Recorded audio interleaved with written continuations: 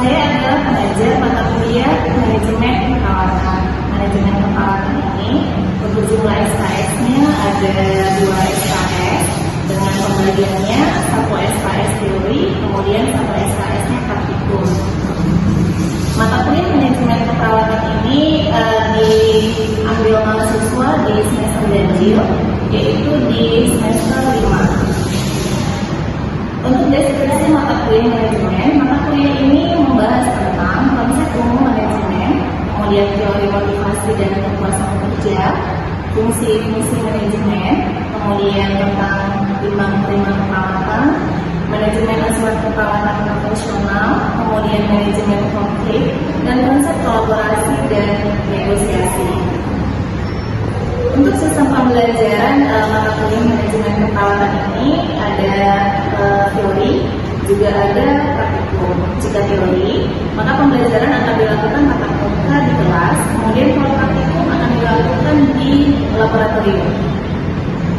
Untuk kemampuan yang diharapkan dari mahasiswa, diharapkan setelah mahasiswa ini belajar tentang manajemen keperawatan, maka mahasiswa akan mampu untuk memahami dan menjelaskan konsep umum manajemen, kemudian bisa mendemonstrasikan manajemen keperawatan, bisa memahami nilai motivasi dan kepuasan kerja, kemudian bisa menguraikan tentang fungsi-fungsi manajemen perawatan, juga mampu melakukan timbang terima ataupun penerima keperawatan, kemudian bisa memahami tentang manajemen asuhan keperawatan profesional.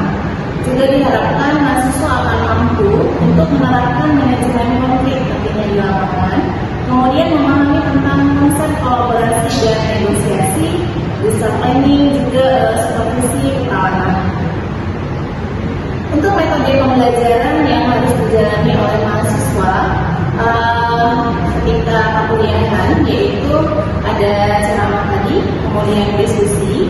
Jika diskusi, maka mahasiswa akan dibagi menjadi beberapa kelompok, kemudian nanti mereka akan dijelaskan tentang tugas, kemudian mereka nanti akan mempresentasikan dengan menggunakan PowerPoint di depan kelas. Kemudian metode pembelajaran lainnya adalah project based learning, kemudian discovery learning, kemudian juga problem based learning. Jadi nanti mahasiswa akan diberikan soal-soal untuk sebagai latihan uji kompetensi juga. Kemudian untuk penilaian, nanti mahasiswa akan dibagi menjadi penilaian untuk project, kemudian ada penilaian untuk tugas, penilaian ujian semester, juga penilaian untuk ujian semester. Jadi penilaian ini akan diakumulasikan dengan jumlahnya nanti adalah 100%. Untuk nilai A nanti jika mahasiswa mendapatkan nilai 79, lebih dari 79, kemudian nilai B jika lebih dari 69, kemudian nilai C jika kurang dari 67. Assalamualaikum warahmatullahi wabarakatuh. Waalaikumsalam warahmatullahi wabarakatuh. Baik, sesuai dengan kontrak kita kemarin, hari ini kita pertemuan ke-13. Materi kita hari ini tentang manajemen konflik. Ya, sebelumnya pernah dengar kata konflik? Kira-kira di sini yang pernah konflik siapa aja? Ada? Semuanya pernah. Misalnya siapa yang pernah punya konflik di sini? Misalnya Mama dengan Sari pernah nggak konflik? Pernah ya. Jadi kalau misalnya konflik yang terjadi antara Wahdania dengan Sari ini namanya konflik apa? Individu, ya. Kemudian kalau misalnya yang punya konflik, kira-kira strategi yang pernah kalian lakukan apa? Saya masalah, misalnya ngomong gitu ya, ngobrol dengan temannya, gitu ya. Oke, baik. Jadi saya rasa memang tidak pernah ada orang yang tidak punya konflik, ya. Jadi hari ini kita belajar manajemen konflik. Diharapkan kalian nanti akan mampu untuk menerapkan strategi-strategi konflik yang akan nanti dipelajari. Jika nanti suatu waktu kalian punya konflik, ataupun ketika misalnya tempat kerja kalian punya konflik, ya. Jadi diharapkan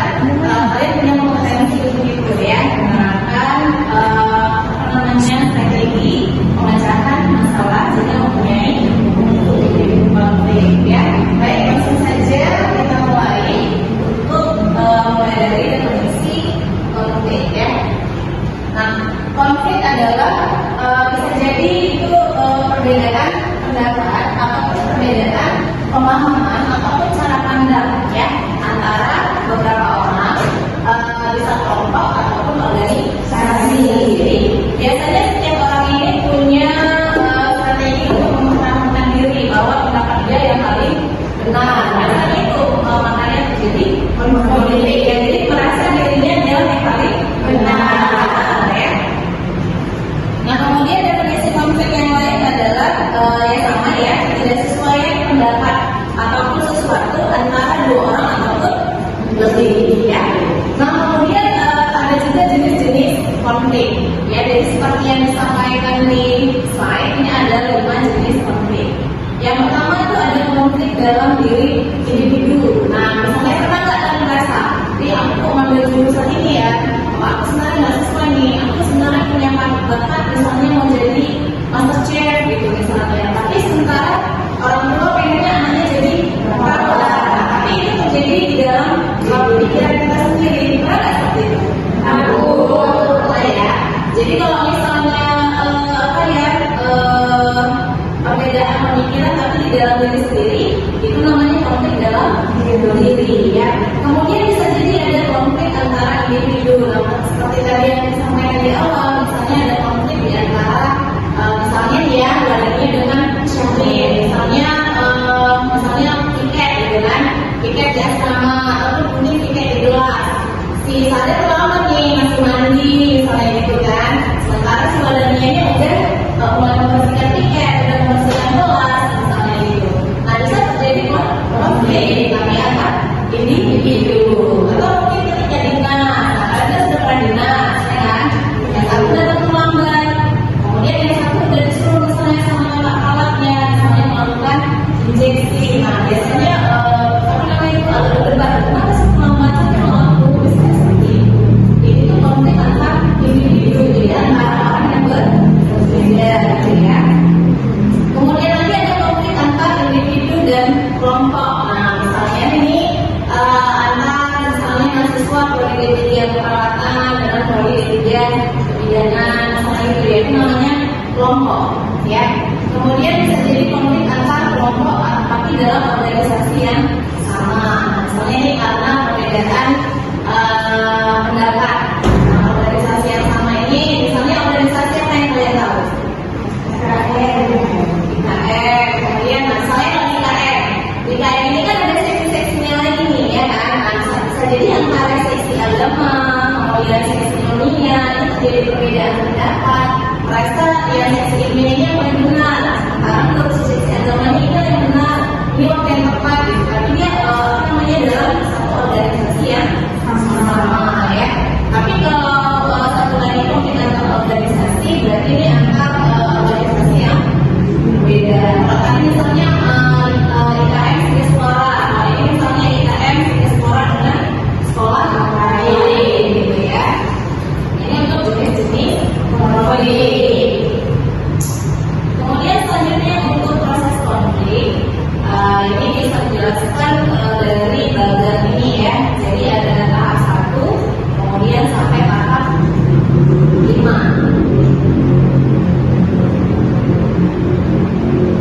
Nah, ini kalian nanti saya tugaskan kalian untuk mencari penjelasan tentang proses konflik ini ya. Jadi di disruptive learning, jadi setelah nanti kita selesai perkuliahan, kalian mencari tahu tentang proses konflik disertai dengan contoh-contohnya ya.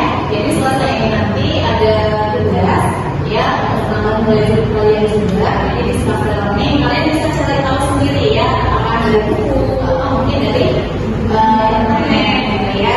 Jadi sebenarnya adalah disruptive learning ya. Nah selanjutnya untuk sistem manajemen konflik ini ada 2 bentuknya ya. Ada destruktif dan ada konstruktif. Pada destruktif, pernah dengar destruktif?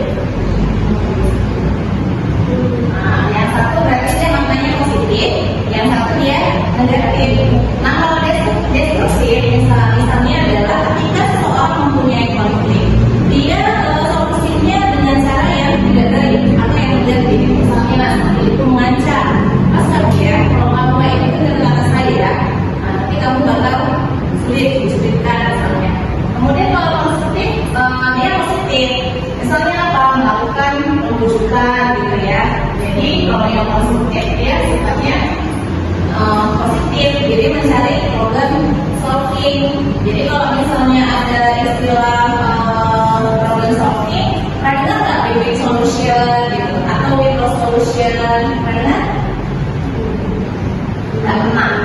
jadi kalau win-win solution, win-win itu apa?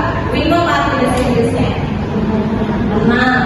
Berarti win-win solution. Berarti kalau misalnya ada konflik antara dua orang, jadi sama-sama senang dengan pemecahan masalah ini. Tapi kalau misalnya win-loss solution, loss artinya apa? Kalah. Berarti ada satu pihak yang merasa senang, ada satu pihak yang merasa tidak senang. Jadi misalnya seperti ini ya, kalau dia konstruktif artinya strategi pemecahan masalahnya sifatnya positif atau tenang. Tapi kalau misalnya destruktif dia dengan paksaan ataupun ancaman ya. Nah kemudian tadi kita sudah membicarakan tentang konflik. Kira-kira ada nggak dampak konflik itu bagi diri kita ataupun mungkin bagi organisasi ataupun kelompok? Ada. Kira-kira dampaknya apa? Ada yang positif, ada yang negatif, ya kan?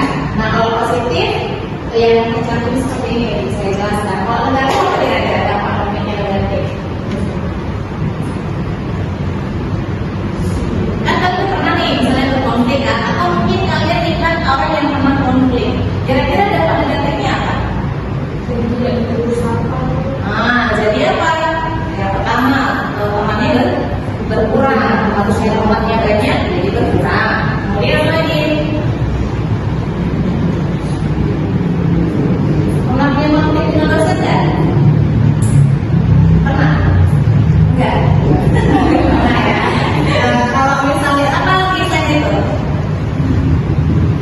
Ya biasanya itu ya, jadinya bermusuhan gitu, atau jadinya nggak bertemu sapa, kemudian biasanya membantu tidak jadi nggak mau bantu lagi. Tapi aspek positifnya juga ada ya, apa aja misalnya membantu orang saling memahami tentang perbedaan pekerjaan. Misalnya konflik ini terjadi antara pegawai yang satu dengan pegawai yang lain, jadi terjadi konflik sehingga antara si A dengan si B jadi memahami oh karakter dia itu seperti ini. Jadi kalau misalnya kita ngomongnya kasar maksudnya kalau antara orang Jawa dan orang Batak ya. Nah biasanya kalau orang Jawa itu kan ngomongnya pelan gitu ya kan. Kalau orang Batak itu ngomongnya keras, padahal artinya baik gitu kan. Nah terjadilah konflik antara mereka.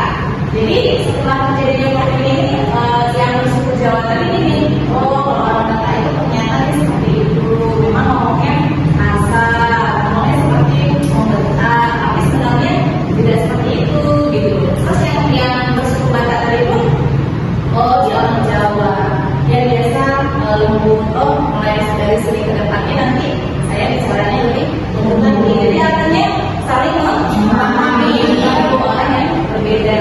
Kemudian lebih disiplin. Nah misalnya konflik di tempat kerja, nah misalnya melawan nih, kemudian ditegur, itu kan konflik juga namanya ya, karena si pegawai tadi tidak mematuhi peraturan, harusnya tidak boleh melanggar, kemudian diberikan hukuman. Nah artinya apa dampaknya? Jadi lebih disiplin lagi, yang namanya kalau kita kerja di tempat bekerja pasti ada peraturan ya kan yang harus dipenuhi. Kemudian menumbuhkan semangat baru. Ya artinya biasanya kalau kita punya konflik atau punya masalah, pernah dengar istilah seperti ini kan? Apa namanya? Kegagalan adalah keberhasilan yang beda. Atau misalnya pengalaman adalah guru yang berharga, gitu kan? Jadi dengan adanya konflik kita bisa belajar untuk jadi pribadi yang lebih baik. Saya kalian lah. Ketika nanti misalnya diberi tugas oleh dosen, kemudian tidak dikerjakan tugasnya, nah dosennya kan jadi marah, ya. Kemudian tidak dikeluarkan nilai misalnya, nah kan itu berat, itu kan konflik juga.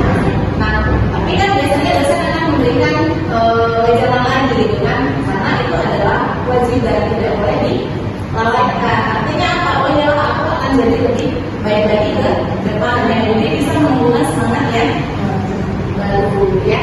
Kemudian apa lagi dampak konflik bisa menjadi kemampuan koreksi diri. Oh aku nggak boleh seperti itu. Kalau misalnya aku mau presentasi di kelas, aku harus belajar supaya kita bisa menjawab. Oh aku harus belajar karena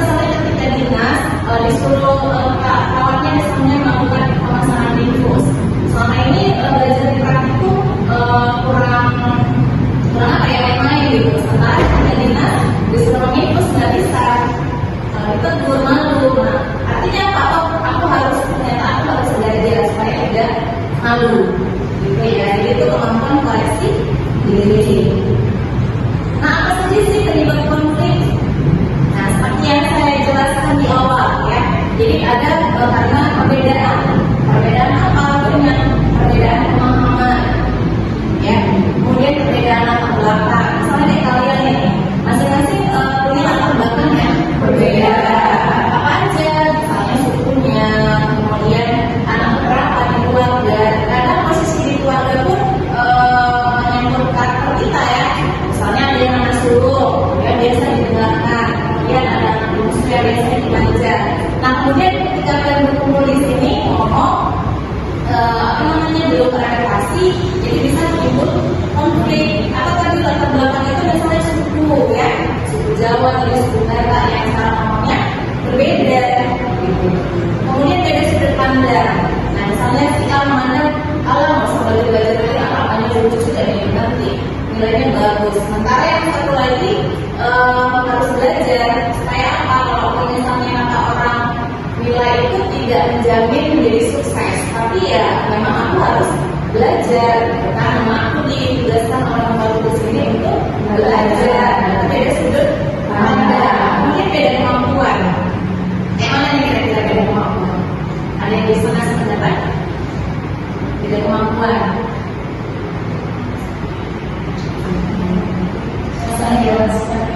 Cara menjelaskan, nah, misalnya disuruh dosen untuk kasih pendapat gitu ya kan, yang satu menjelaskan seperti ini, yang satu menjelaskan seperti ini, tapi itu biasanya jarang menjadi konflik. Beda kemampuan ini misalnya yang menyebabkan konflik itu apa? Misalnya perlombaan yang misalnya grup, jadi konflik kenapa? Gara-gara kamu tadi nggak usah lebih cepat, enggak lah gitu. Jadi konflik itu ya karena beda kemampuan gitu ya. Satu merasa dia yang paling cepat, yang satu merasa aku udah cepat loh, tapi menurut dia dan temannya dia nggak cepat. Jadi akhirnya mereka kalah seperti itu. Karena ya biasanya lebih sering konflik ini terjadi antar kelompok ya. Kalau antar individu, itu sendiri ya. Oke, selanjutnya kita ke pengolahan. Kita lama-lama ini berarti gimana cara lagi.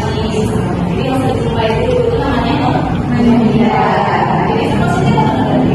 Positif juga ya. Kadang kan misalnya kalau udah emosi itu kan memang bisa aja menjadi hal-hal yang tidak diinginkan. Misalnya kan, apalagi itu kan antara cowok. Ya kan, ini kan pernah tuh itu konflik, ya kan? Jumpa dengan Reni, akhirnya apa? Berantem. Jadi kalau misalnya tidak baik, lebih bagus menghindar aja. Ya, biarkan dulu apa namanya si kawan konflik tadi lebih tenang, gitu ya. Kemudian akomodasi. Nah, akomodasi ini kita memberikan kesempatan bagaimana yang antara kita ada konflik untuk mengambil keputusan. Nah, misalnya konflik dengan pacar nih, ya kan? Juga diberikan waktu dulu lah kepada pasangan, misalnya untuk memberikan keputusan apakah mau dilamar atau tidak. Atau mungkin yang tadi awalnya punya pasangan tapi selingkuh nih misalnya, diberikan waktu dulu sama pasangannya, kesenangannya mau lanjut atau tidak. Jadi mengakomodasi itu artinya kita memberikan kesempatan kepada orang yang punya konflik dengan kita untuk mencari pemecahan masalah supaya keputusannya lebih baik ya. Artinya seperti mengalah lah gitu ya. Jadi memberikan kesempatan kepada orang yang punya konflik dengan kita. Nah, selanjutnya kompetisi. Nah, kompetisi ini kayak kalau kayak kita pertandingan ataupun perlombaan, siapa yang mau lebih baik gitu ya. Jadi kompetisi ini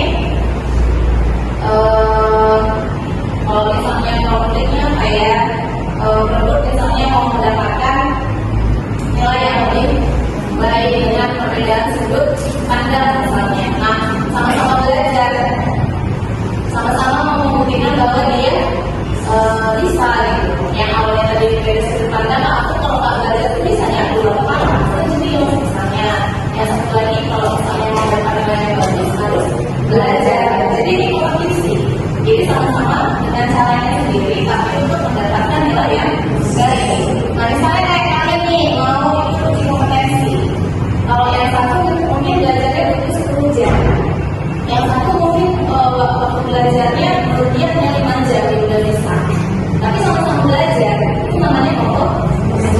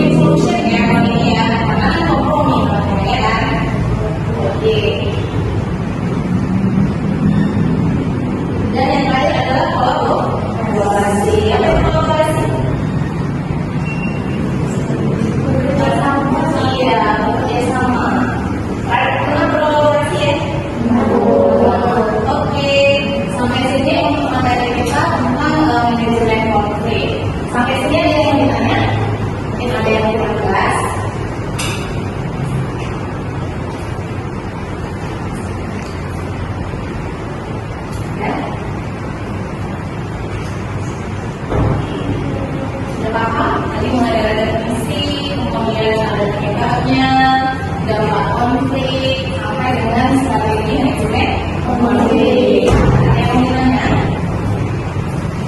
Ya, itu gimana Bu? Kan tadi ada win-win solution. Misalnya gini Bu, udah sama-sama senang nih di depan aja gitu. Gimana solusinya Bu? Pas di depan dia ngomong senang gitu, tiba-tiba di belakang ternyata enggak gitu. nah, yang namanya win-win solution itu ya memang jujur apa adanya. Kalau misalnya dibilang, Bu misalnya nanti konfliknya itu antara dua orang, di depan dosen dia nggak maafkan Bu gitu kan, saling memaafkan. Tapi ketika di belakang nggak bersama cukup, nah itu bukan win-win solution yang sebenarnya. Win-win solution yang sebenarnya, jadi misalnya antara dua orang yang konflik dan saling memaafkan ya sudah, ya udah yang lalu dia berlalu. Tapi kalau misalnya di belakang memang harus dia yang salah kok itu misalnya, nah itu bukan win-win solution, itu tetap win loss. Hanya saja di depan dosen seperti udah maafkan, tapi sebenarnya betul ya. Jadi win-win solution yang sebenarnya itu ya udah memang nggak ada lagi tersimpan di hati ya. Tapi kalau misalnya masih ada yang tersimpan di hati, artinya bibit-bibit konflik itu masih ada. Apalagi adalah nggak lagi berteman sama dia mulai sekarang, misalnya seperti itu bukan win-win solution ya. Ada lagi yang lain? Pas? Oke, pas ya. Jadi demikianlah tadi materi kita tentang manajemen konflik ya. Jadi diharapkan kalian semua nanti mampu menerapkan strategi-strategi yang tadi ya. Kita mempunyai konflik dimanapun kalian berada. Mau menerapkan misalnya yang kompromi, atau kolaborasi, atau negosiasi, atau akomodasi, atau menghindar. Ya, jadi masing-masing strategi ini punya kekurangan dan kelebihan masing-masing yang tergantung dari masalah yang dihadapi ya. Jadi diharapkan kalian nanti semuanya mampu ya. Semoga materi kali ini bermanfaat untuk kalian semua. Jadi sebelum saya tutup, saya mau tanya satu orang ya. Sebelum saya tutup, siapa yang bisa menyebutkan dampak konflik, supaya saya memang bisa menentukan bahwa kalian memang mampu materi dampak konflik.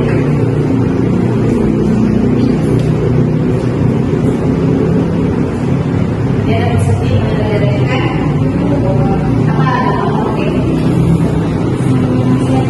Dampak positifnya salah satunya bisa komunikasi diri baik, kemudian bisa untuk menambah kemampuan dalam Oke, ya benar ya. Jadi bisa menjadi introspeksi bagi diri kita ya, supaya tahu nih, oh ini ternyata kekurangan saya tidak akan mengurangi, mengurangi kekuasaan mulai diri, bisa menjadi introspeksi diri ya. Oke, benar ya. Baik, terima kasih untuk semuanya.